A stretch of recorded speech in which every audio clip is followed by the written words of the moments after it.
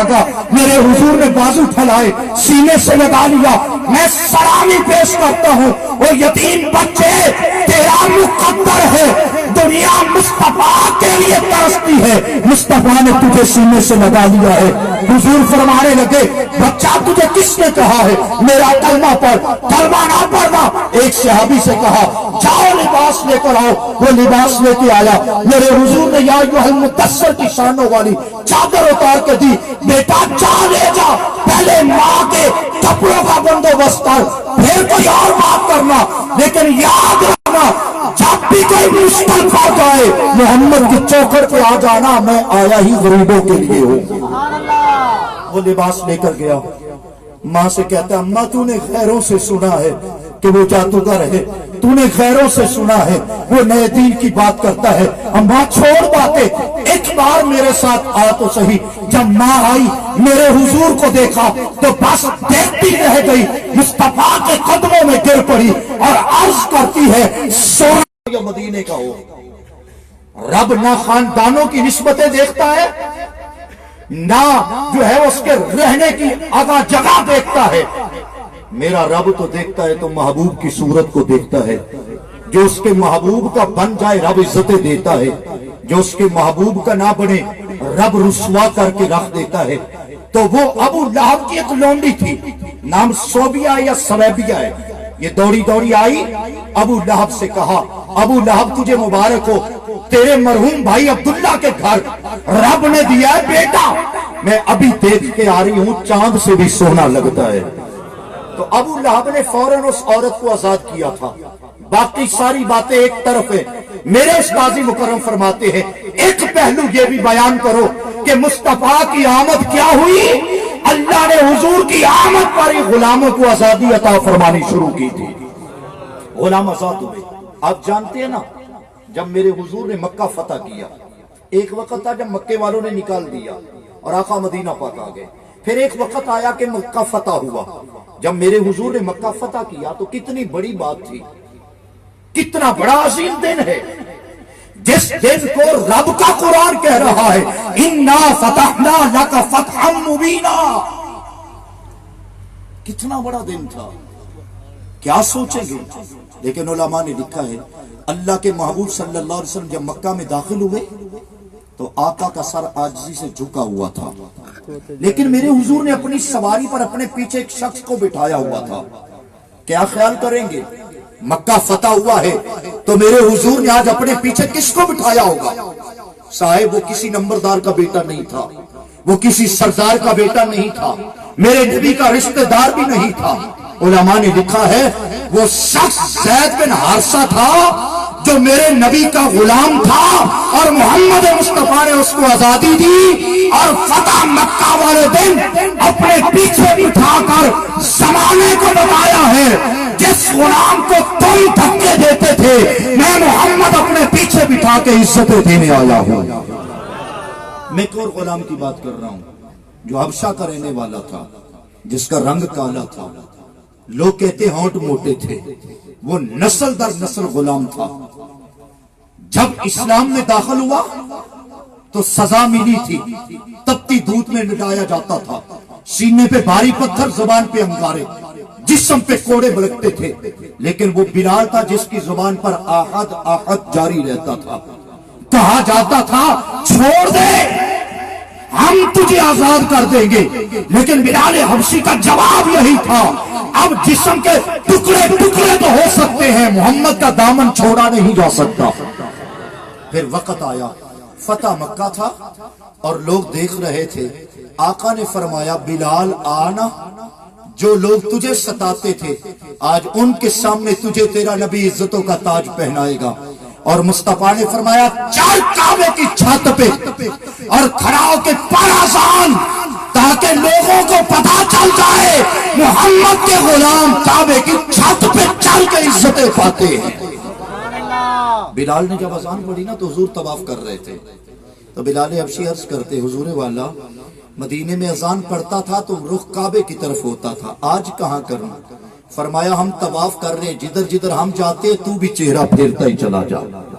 یہ بات حدیث میں موجود ہے، میرے آقا معراج سے آئے تو بلال کو بلا لیا اور بلال کو سینے سے لگایا اور مصطفیٰ نے مسکرا کے فرمایا اور بلال تیرے عمل کرنا ہے ترداس زمین پہ ہے تیرا نبی تیرے قدمہ کی آواز جنتی کو سن کے آیا.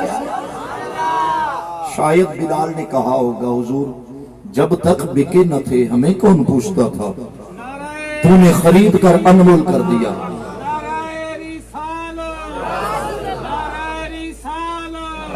ہماری زبان میں پنجابی میں کہتے ہیں میں کچھ بھی نہیں جے تیرے نال میری کوئی نسبت نہیں, ہاں میں سب کچھ ہاں جے میں تیرا صداواں یا رسول اللہ.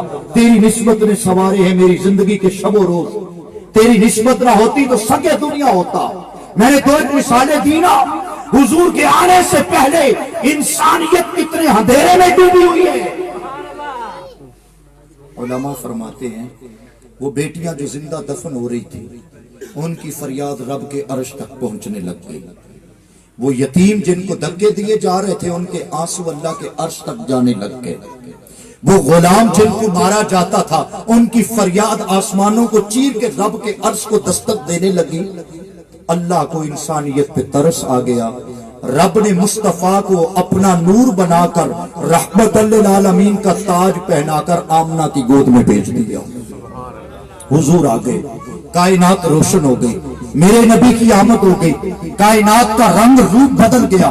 میرے آقا کی آمد کیا ہوئی, کائنات اندھیرے سے نکل کر روشنی میں آ گئی. یارو وہ لوگ جن کو کوئی موڑا لگاتا تھا مصطفیٰ کلمہ بڑھاتے گئے, جو مصطفیٰ کے حلقہ اسلام میں آتے گئے پھر مصطفیٰ پیار نہ کرتے تھے, رب بھی حضور کے غلاموں سے پیار کرتا تھا. میں ایک بات سنانا چاہتا ہوں. جب میرے آقا معراج پہ تشریف لے جانے لگے تو آپ جانتے جبریل ساتھ تھا. یہ میرے حضور کا پروٹوکول ہے کہ جبریل کو حکم تھا دروازے پہ دستک بھی نہیں دینی, چھت سے آ جا, نبی کو آواز دے کے بھی نہیں جگانا, مصطفیٰ کے قدموں کو چومنا. تو جبریل نے میرے حضور کے قدموں کو بوسہ دیا. حضور بیدار ہوئے, اللہ کے محبوب صلی اللہ علیہ وسلم کو پوری شان و شوکت کے ساتھ براق پر سیر کے لیے لایا گیا. میں ساری بات نہیں سنانی چاہ رہا. میرے حضور آسمانوں کی طرف روانہ ہوئے تو پہلے آسمان پہ استقبال کے لیے آدم علیہ السلام موجود تھے, دوسرے آسمان پر عیسیٰ علیہ السلام میرے نبی پر سلام پڑھنے کے لیے کھڑے ہیں. ہر آسمان پر انبیاء ہیں. ساتوں آسمان گزرے نا تو سدرۃ المنتہا آ گئی. جبریل نے کہا حضور اس سے آگے میں نہیں جا سکتا. آقا نے فرمایا جبریل یاد کرنا وہ بات جو تو نے میرے جد امجد ابراہیم علیہ السلام کو کہی تھی, اے اللہ کے خلیل کوئی حاجت ہے تو بتاؤ. میں جبریل وہاں جاتا ہوں جہاں کوئی نہیں جاتا. جبریل اب یہاں کے رک گئے ہو, چل آج تو بتا تیری کوئی حاجت ہے تو ہمیں بتا, ہم وہاں جا رہے ہیں جہاں تو بھی نہیں جا سکتا. لوگ مار کھا رہے ہیں. کئیوں نے کہا جبریل تو نبی کا استاد تھا. ہم کہتے ہیں استاد ہوتا تو پھر وہاں رک کیوں گیا. میرے استاذ مکرم فرمایا کرتے ہیں تو نے نبی کو حلیمہ کی بکریوں کے پیچھے پیچھے دیکھا ہے, سدرۃ المنتہا پہ جا کر جبریل سے آگے جاتے جاتے مصطفیٰ تجھے نظر ہی نہیں آتے. تیرا فلسفہ یہی رہا کہ حضور بکریاں چرایا کرتے تھے, تو یہی سمجھ بیٹھا کہ وہ اپنے جیسے تھے.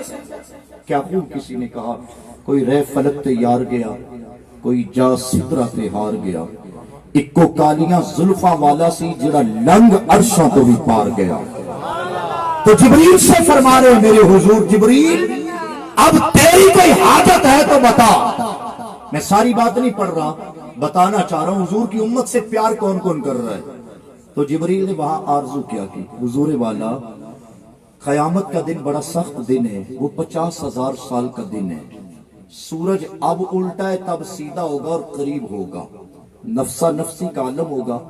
یقیناً آپ کی امت بھی مشقت میں ہوگی. محبوب قرآن تو میں ہی لے کر آیا ہوں نا رب سے. قرآن میں ہے کہ آپ امت کی مشقت کو دیکھ نہیں سکیں گے.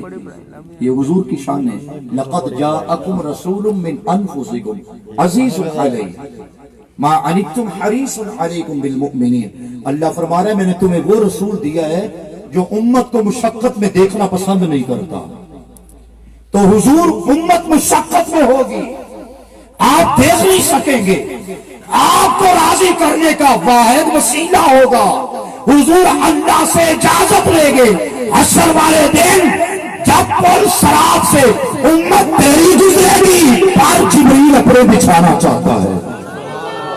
حضور کی امت سے کتنا پیار ہے، تجھ سے مجھ سے کتنا پیار کر رہا ہے جبریل۔ یار مجھے بتا تو صحیح، نبی کی امت کے گزرنے کے لیے جبریل پر بچھا رہا ہے، جب نبی کی امت کی شان یہ ہے تو محمد مصطفیٰ کی عظمت و شان کا عالم کیا ہوگا۔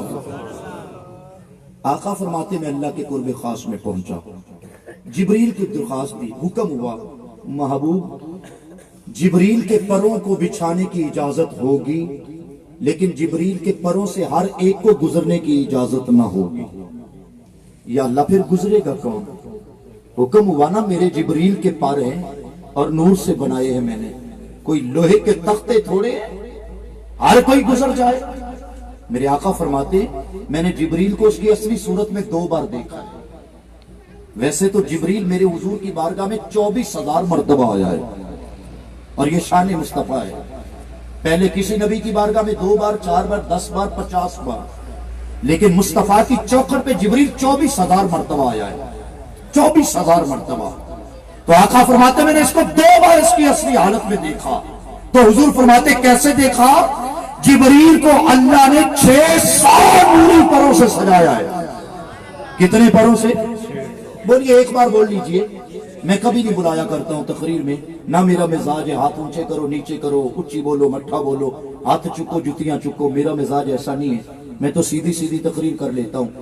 جبریل کو کتنے پروں سے سجایا ہے میرے رب نے؟ 600 پروں سے۔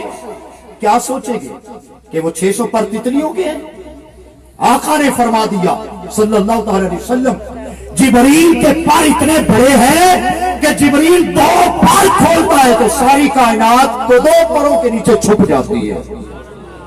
اور آقا فرماتے سنو، جبریل جب پر کھولتا ہے تو اس کے پروں سے نور کے موتی یوں جھڑتے ہیں جیسے آسمان سے میںہ برستا ہے۔ اور یہاں رک کے ایک بات کرو، میرے حضور فرماتے اللہ نے مجھے 4 وزیر دیے۔ کتنے؟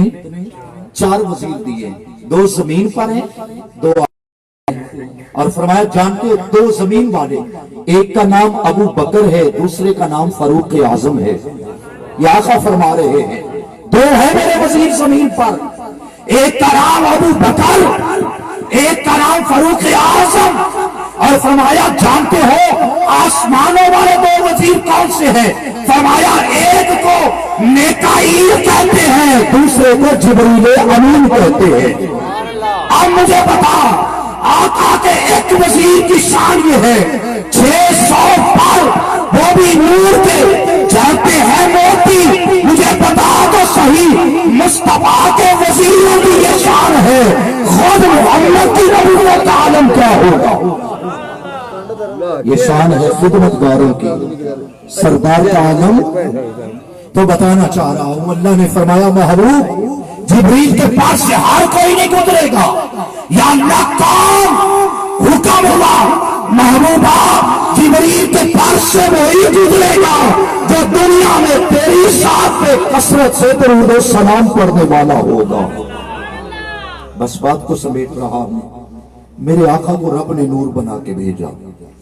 حضور نور بن کر آئے تو کائنات چمک اٹھی تھی، آقا نور بن کے آئے تو پھر دل چمک اٹھے تھے۔ میرے مصطفیٰ ایسا نور بن کے آئے کہ جو بیٹی کو زندہ دفن کر رہا تھا مصطفیٰ نے اسی بیٹی کو دل کی دھڑکن بنا دیا تھا۔ میں حدیثیں پڑھوں تو لمبا وقت چاہیے اس پر۔ آقا فرماتے جس کو رب 2 بیٹیاں دے، جس کو رب، یہ بخاری کی حدیث ہے، 2 بیٹیاں دے اور وہ 2 بیٹیوں کی تربیت کرے، کفالت کرے یہاں تک کہ وہ اپنے گھر والی ہو گئی، حضور فرماتے قیامت والے دن وہ کہیں بھی کھڑا ہوگا، اللہ 2 بیٹیوں کی تربیت کے سبب اس کو وہاں سے اٹھا کے محمد عربی کے قدموں میں کھڑا کرے گا۔ حدیث کا مفہوم ہے، میرے آقا فرمایا اتنا فرق ہوگا اس کے اور میرے درمیان جتنا یہ 2 انگلیوں کے درمیان فرق ہے۔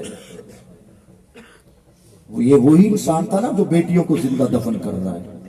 اب پتا چلا کہ بیٹی ایسی رحمت بن کے آئی ہے کہ اس کے سبب تو مصطفیٰ مل گئے، جبکہ یہ اس دور کی بات ہے جب بیٹیاں زندہ دفن ہو رہی ہیں۔ آقا نے آ کر فرما دیا، او بیٹیوں کو زندہ دفن کرنے والوں، الفاطمہ تو البدغۃ منی، میری بیٹی فاطمہ تو محمد کے جگر کا ٹکڑا بن کے آئی ہے۔ اور میرے حضور نے سیدہ کائنات سے کتنا پیار کیا ہے، آپ علماء سے سنتے ہیں، میرے حضور فرماتے ہیں لحموں کا لحمی، جسموں کا جسمی، فاطمہ میرا خون ہے، میرا جسم ہے، میرا گوشت ہے، میرا جگر ہے۔ حد نہیں کر دی، جس نے فاطمہ کو راضی کیا گویا محمد مصطفیٰ کو راضی کر لیا۔ معاشرے کی دوسری ڈگر دیکھیے، یہ غریبوں کو دھکے دیتا تھا، یتیموں کو دھکے دیتا تھا، مصطفیٰ نے آ کر غریبوں یتیموں کا مقدر اونچا کر دیا۔ یار بتا تو صحیح، یہ کیسا نور تھا، کیسا نور بن کے آئے میرے آقا۔ بس یہ پیغام دے کر اپنی بات سمیٹ رہا ہوں، بات تو اس پہ کتنی بھی کر لیں وہ کم ہوگی، لیکن کہنا یہ چاہتا ہوں میلاد مصطفیٰ میں آنے والوں، علماء فرماتے ہیں جس کو اللہ کے رسول مل جائیں اسے چاہیے کہ وہ خوشی منائے، اسے چاہیے کہ وہ، یہ تو قرآن میں بھی ہے نا، قل بفضل اللہ وبرحمتہ فبذلک فلیفرحوا، جس کو اللہ کا فضل اور رحمت ملے وہ خوشی منائے۔ اور اللہ کا فضل اور رحمت مصطفیٰ سے بڑا کوئی ہو سکتا ہے؟ اسے چاہیے کہ وہ خوشی منائے، اور منانے کا حق ہے نا یار۔ ہمیں دنیا میں کوئی چیز مل جائے تو ہم خوش ہوتے ہیں۔ میں اپنی مثال دے لیتا ہوں، میں ایک مولوی ہوں نا، میری تنخواہ میں 2000 اضافہ ہو تو میں تو خوش ہوں گا۔ چلو یار آپ کو پڑھے پڑھانے، آپ پڑھ کے فارغ ہی ہوئے تھے کہ اچھی نوکری مل گئی تو آپ خوش ہوں گے۔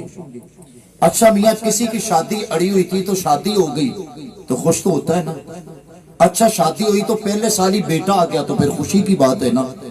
اچھا میاں کسی کے کاروبار میں برکت آ گئی، 4 پیسے زیادہ کما لیے تو خوش ہوتا ہے۔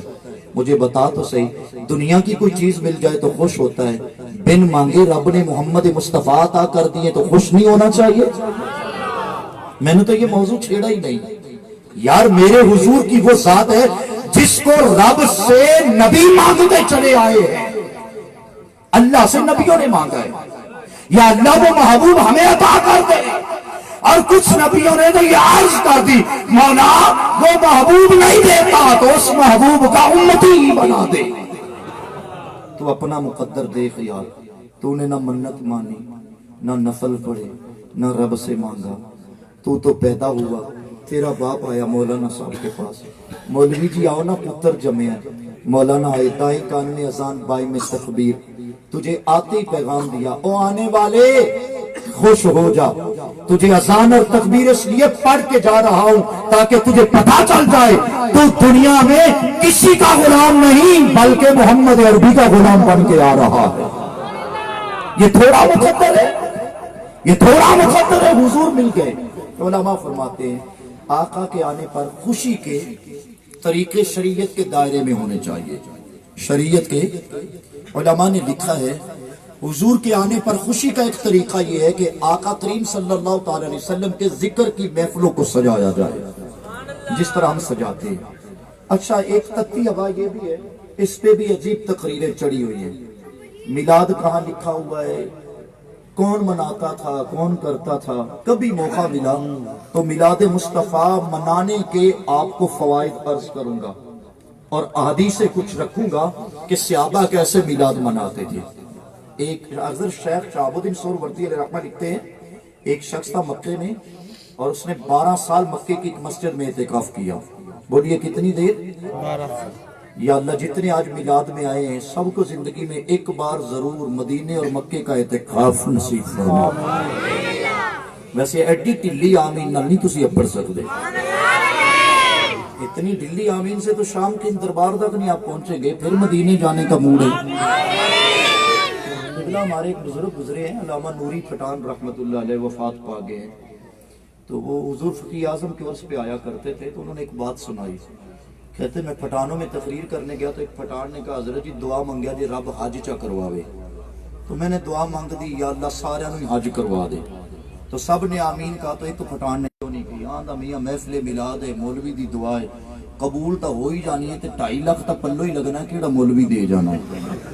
میں بھی تانوں سستی جی دعا دیتی ہے تسی بھی آمین بڑی سوچ کے ہی آکھی ہے کہ مولویاں دے کام نے پیراں دے دعاواں دے جانا پیسے تک پلو ہی لگ دینے لیکن میں ذمہ داری سے کہہ رہا ہوں آپ مدینے جانے پہ کبھی آمین کہہ دے اسباب میرا رب منٹوں سیکنڈوں میں پیدا کرتا ہے لیکن اصل بات یہ ہے نا مدینہ ابھی دیکھا نہیں ہوگا جب دیکھو گے نا دیکھو گے پھر آرزو کرو گے پھر تڑپو گے پھر مچلو گے اور میں مشورہ دیتا ہوں زندگی میں بڑا خرچہ ہم کرتے ہیں تھوڑا سا خرچہ اکٹھا کر کے ایک بار میرے حضور کا مدینہ دیکھ کے آنا آپ کی روح تازہ ہمارے استاد فرماتے جس نے مدینہ نہیں دیکھا کخ نہیں دیکھا اور جس نے مدینہ دیکھا سمجھ رب کی ساری قدرتوں کو دیکھا ہے کیونکہ جنوں ویکھ کے ٹھر دیاں آنکھیاں نے جنوں ویکھ کے ٹھرتا سینہ ہے ربا تیری ساری خدائی وچوں ایک کوئی شہر مدینہ ہے تو مدینہ سے مکے میں 12 سال سے اعتکاف کر رہا تھا کہتا ہے اسی مسجد میں ایک دن کچھ لوگ آگے رات کو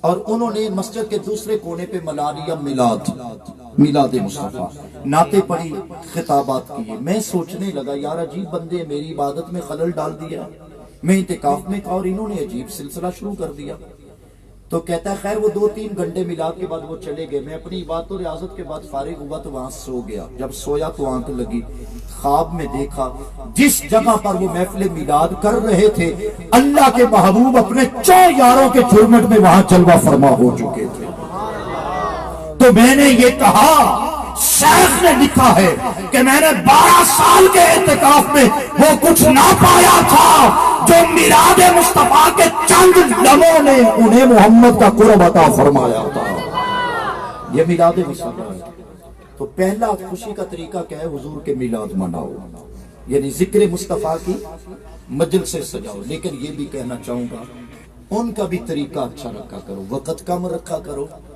اور گفتگو با مقصد کرنے والے لوگوں کو دعوت دی طریقہ علماء فرماتے ہیں کہ حضور صلی اللہ تعالیٰ علیہ وآلہ وسلم کے آنے کی خوشی کا ایک طریقہ یہ ہے کہ میرے حضور کی ذات پر کثرت سے درود و سلام پڑھا جائے کثرت سے درود و سلام پڑھا جائے اور حضور پہ درود و سلام پڑھنے کا اپنے اندر سلسلہ پیدا کرو میرے دوستوں وہ دل کتنا مردہ ہے جو حضور پہ درود نہیں پڑھتا یار حد نہیں ہو گئی میرا نبی وہ نبی ہے جس پر رب ہو کے درود نبی والا طریقہ اپنا لو میں سادہ سی مثال دیتا ہوں آسان سی مثال ہے سارے سمجھتے ہو فوجی پاکستانی ہو انڈیا کی وردی پہن کے ڈیوٹی کر سکتا ہے جی یار وہ بڑے عہدے پہ جنرل کرنل ہوگا تو کیا انڈین وردی پہن کے ڈیوٹی کرے گا ہمارا محکمہ قبول کر سکتا ہے یار میں نے آپ کو وہ بڑی مثال دے دی یہ چھوٹی سی مثال ہے یہ پرائیویٹ سکول بنے ہوئے